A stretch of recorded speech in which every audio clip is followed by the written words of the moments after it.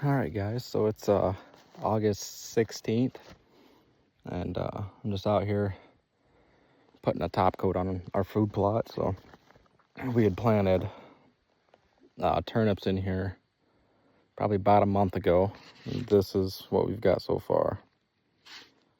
Figure out how to do this here.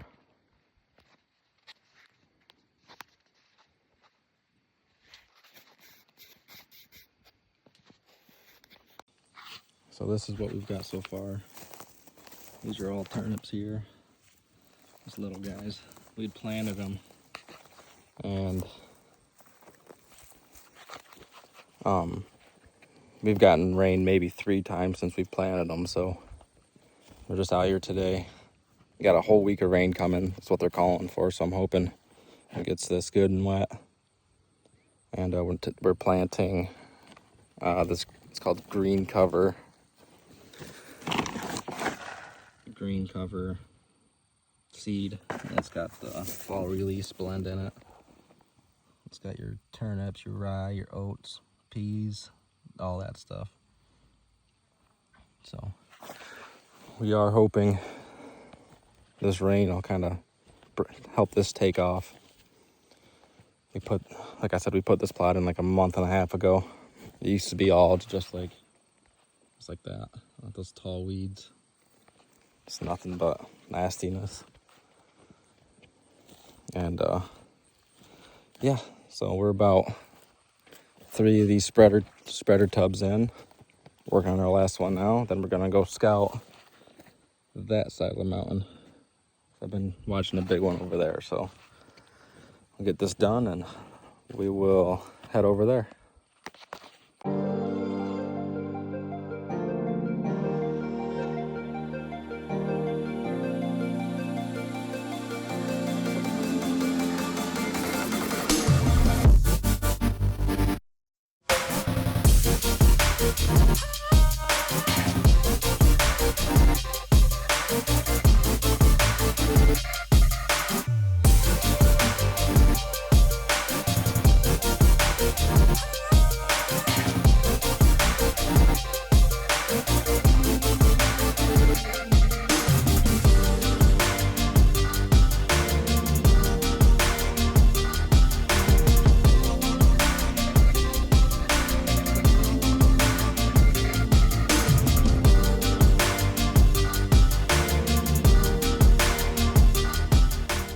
So it's October 8th of the 2025 season, and here in New York we had like a 20-degree temperature change and big wind switch overnight. So we're up here hunting this private piece. I got a food plot on top, and that's where we're gonna go tonight.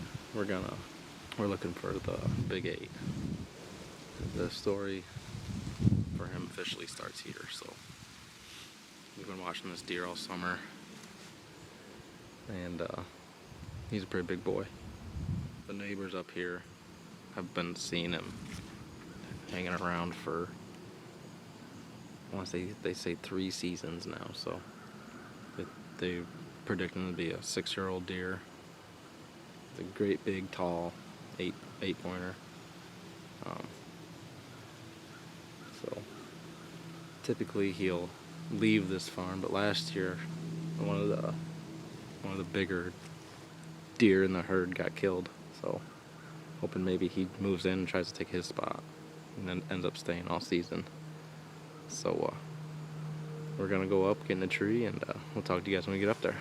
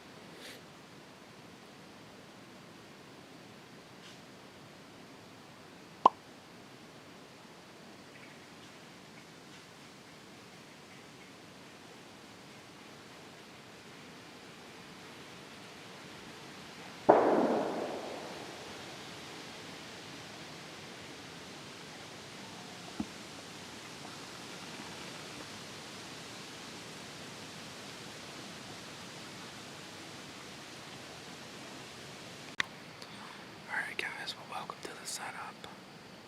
I got in here, got the camera hung, got my bow ready, my bag ready and everything. And I was texting back one of the boys. And I looked up, there's a deer standing out there, probably like 50 yards. And I was filming that one. I noticed another one moving to my left. That was a doe, that bucket. It was this little bucket. It ended up being like a little spike horn that we had on camera. He was in the plot this morning, so I'm assuming he was probably bedded right close to here. My wind switched or something, or swirled, and he must have seen her, caught my wind. They both ended up bounding off back toward the bedding, so I got a feeling it's gonna be a good night.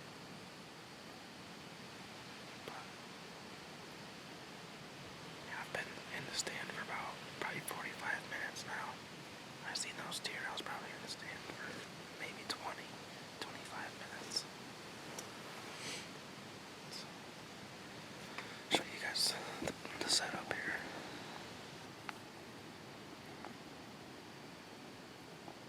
And then there's the plot.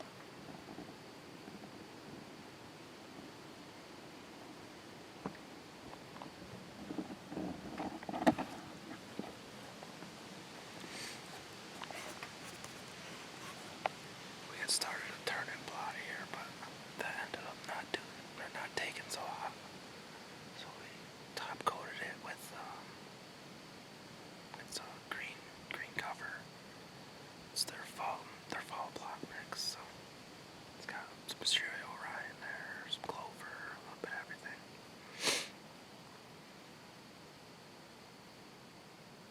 I'm hoping with this chillier weather tonight, it's gonna get these deer on their feet. We're in a frost advisory. That's the first one of the year, so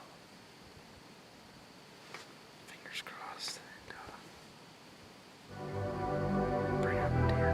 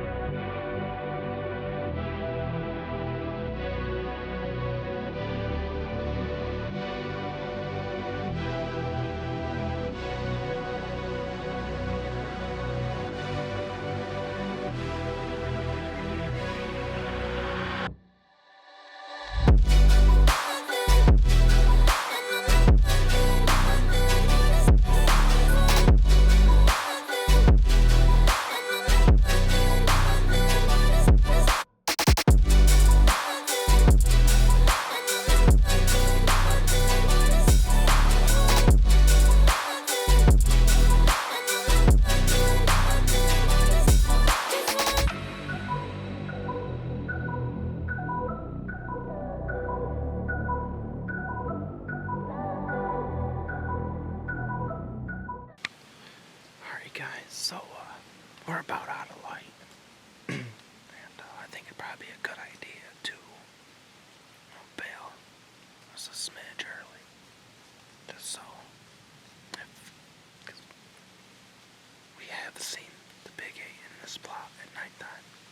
So I'd rather get out now while there's nothing here than stay here and end up having to bump them out of the plot. So we're gonna come back here tomorrow morning, and I'm gonna hunt the north end of this property. So I've gotten pictures of them down there as well. So that's gonna be a wrap for this one, and we'll see you guys in the morning.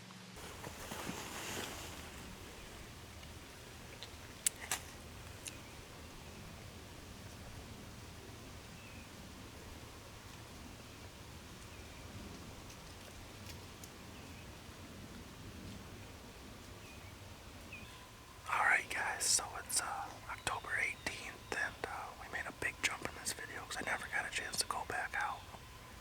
So, yeah, we're just ground hunting. I got my son Eli with me today. And this is his first time ever coming bow hunting, so we'll see if he's the good luck charm. We're sitting on this back ridge, this hardwood ridge on this property, and honestly, I'm gonna try. If I see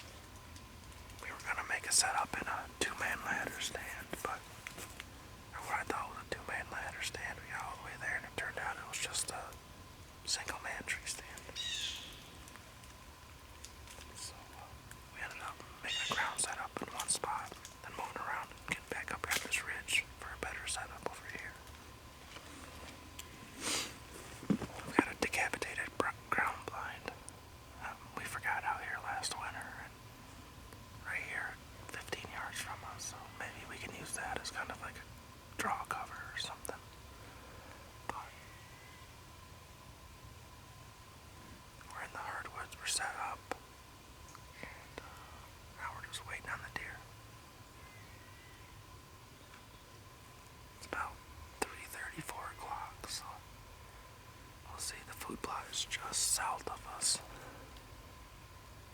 So we might catch some traffic going into and from that way back here. And there's a cornfield.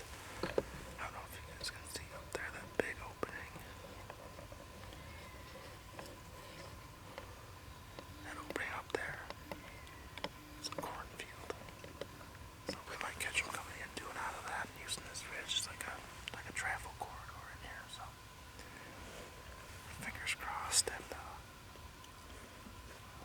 we'll turn you guys on and see some deer.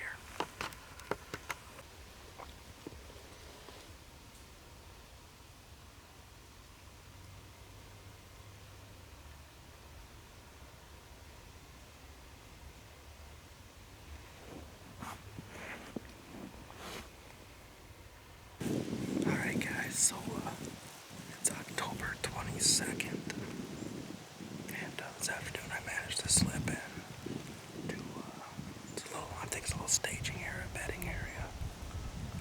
I know the deer crossed through here to go from bedding behind me to food in front of me, so we're up here in our permission piece, and we have not seen the big 8 yet. We haven't seen him since September 26th. I believe it's the last picture I had of him. And yeah, right now we're in here for a doe. If we see a doe tonight, we're gonna shoot. Bucks are all cool and stuff, but I've got a lot invested into this hobby, so if we see a doe tonight, we're gonna try to take a shot. But with Halloween coming up, Halloween's typically our time frame when we start seeing scrapes and rubs and everything here. So I think we're in good shape tonight. Maybe we can knock a doe down before the rut kicks off. So yeah, it's kind of a south wind. It's gonna be a little screwy. I need the deer to come at an angle down, not straight up from the bottom, which I think I stand a chance at. So fingers crossed, and let's hunt.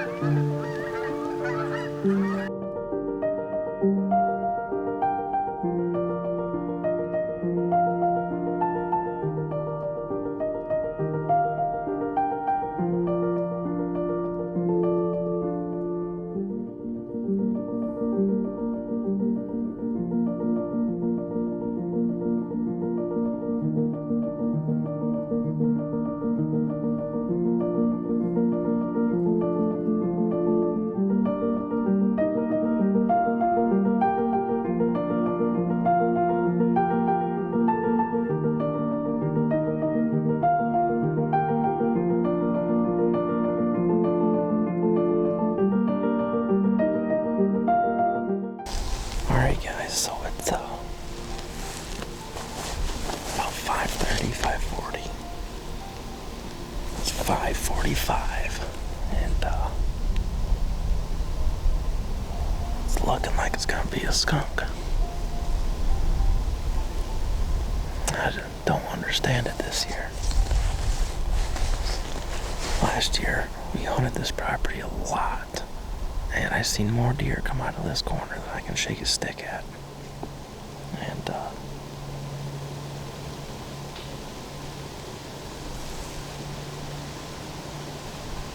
this year has just been freaking slow.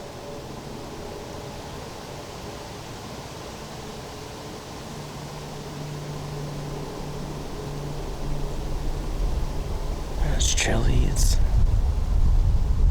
feels like prime deer hunting weather. I'm in shock. I don't understand.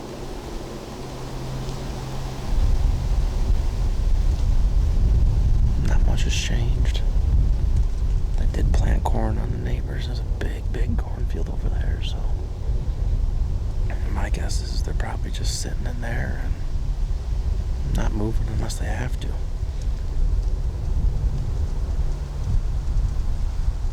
I mean, we've had empty sits here the last 4 or 5 sits.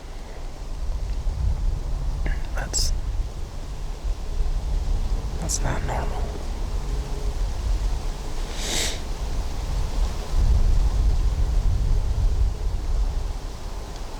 Even the cameras they've been picking up recently, but just been slow.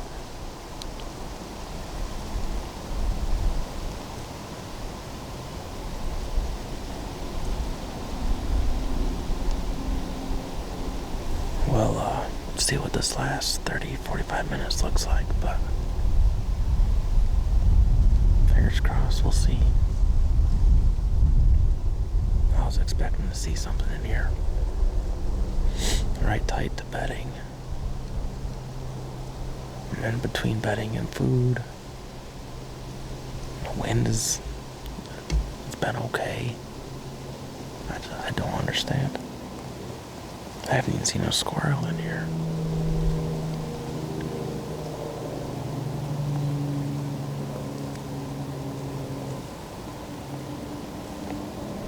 But we're gonna hang tight and hopefully something happens in the next 30-45 minutes.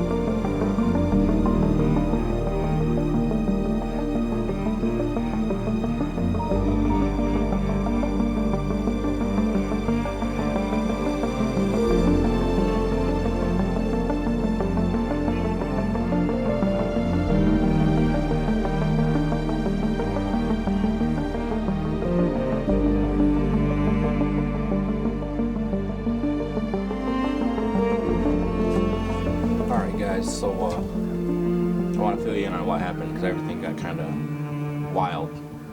Got pretty wild pretty fast there. So pretty much, I just got done doing that interview. I think I was texting Amber asking what was for dinner or something stupid like that, and I happened to look up. I caught a little bit of movement over there or he was making those rubs, and it was so thick in there I couldn't tell if it was a deer at the time. Then he started raking those little saplings off, and that's when I kind of hit me that, hey, there's a buck standing here. But anyways, I kind of got in a hurry and I forgot to turn the mic on, and when I took the shot I never adjusted the camera back over either, so pretty much I ranged him at 33. He came closer, and I ended up shooting at him at like probably 18 to 20, and so I had a dial sight on my bow. I had it set for 33, and I brought it down trying to accommodate for that, so I didn't have to let down because I was already at full draw when he started coming to me. And pretty much I tried to accommodate the arrow raise, and I ended up hitting him just a whisker high. So we went back in the next day. It was me. Well, let me restart. We went in. I went home. Ethan met me at my house. We went back and started tracking him till 7:40, and it had been 2 hours since I shot. I shot him around 6, and pretty much we went back, tracked blood. We were on good blood for a ways. Then it eventually just pittered out, and I started getting a little worried. I backed out. I called a dog tracker, and we went back out the next day, and yeah, we tracked him past. We started where the initial impact site was, tracked him all the way down, and he ended up cutting over onto the neighbors, and he ended up bedding down up there. So the dog went pretty much right into his bed and jumped him out, and he showed no sign of any struggles or anything like that coming out of there. And we crawled in and looked at his bed, and my arrow hit probably 2 inches high at max. So I was just that close. But the buck lived. He's on everyone's radar up there. It was a buck. I was talking to the neighbor, and it was a buck that they called Willie. That's not the big 8. This Willie buck, he's all over the place over there. But he came in and made that rub, and I've never seen that in person before. I thought that was pretty cool. But hoping to get back in there. All my stuff is still in that tree. I'm probably gonna hunt there either tomorrow morning or tomorrow evening, and hopefully we'll get another crack at him. But wanted to fill you guys in because I kind of made some rookie mistakes filming that, and you guys deserve the whole story. So thanks for watching, and we'll see you on the next one.